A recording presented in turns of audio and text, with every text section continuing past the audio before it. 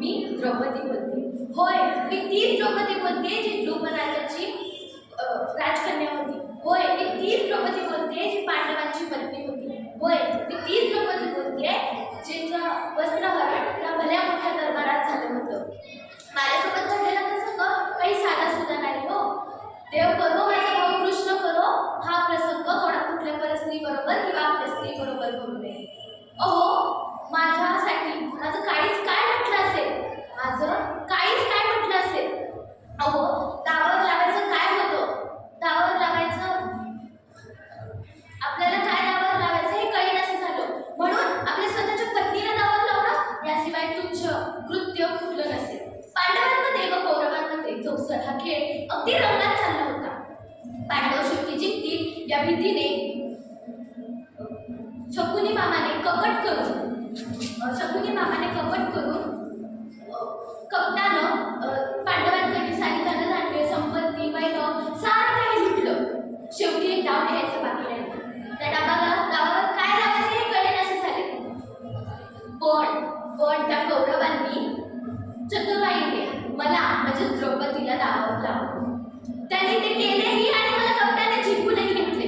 विचार करा काय वाटलं असेल माझ्या मनाला. प्रथमतः त्यांनी मला दासी करण्याचं ठरवलं. परंतु त्या नराधम पाप्यांची मती फिरली व त्यांनी माझे केस ओढत मला त्या राजदरबारात खेचून आणले. मी रक्तबंबाळ अवस्थेत होते. मी त्या अवस्थेत न्यायाची याचना करत होते. परंतु माझ्यासाठी इथे कोणीच उभा राहिला नाही. अहो, पांडवांना तरी काय म्हणू हो मी. त्यांचे हात दगडाखाली अडकले होते. मी जीवाच्या आकांतानं ओरडत होते, रडत होते.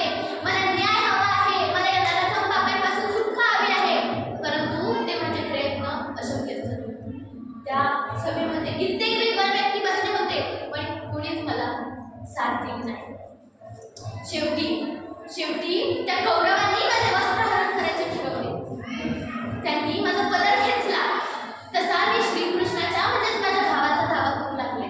श्रीकृष्ण श्रीकृष्ण श्रीकृष्ण श्रीकृष्ण श्रीकृष्ण. तो माझ्या मदतीसाठी धावत देखील आला. कौरव जसे जसे पदर खेचत होते तसं माझ्या साडीची लांबी वाढत गेली. तशी माझ्या साडीची लांबी वाढत गेली. अहो, तो कौरव थकला साडी ओढून एवढा मोठा ढीग पडला माझ्या साडीचा. परंतु माझी काही साडी संपली नाही. त्या सभेमध्ये कित्येक विद्वान व्यक्ती बसले होते. अहो, गुरु शुक्राचार्य देखील बसले होते. ते अशा नजरेने पाहत होते की अन्यायाविरुद्ध लढणं जणू काही पापच. है कथा संग्राम की विश्व के कल्याण की, धर्म आदि अनंत सत्य असत्य कल्याण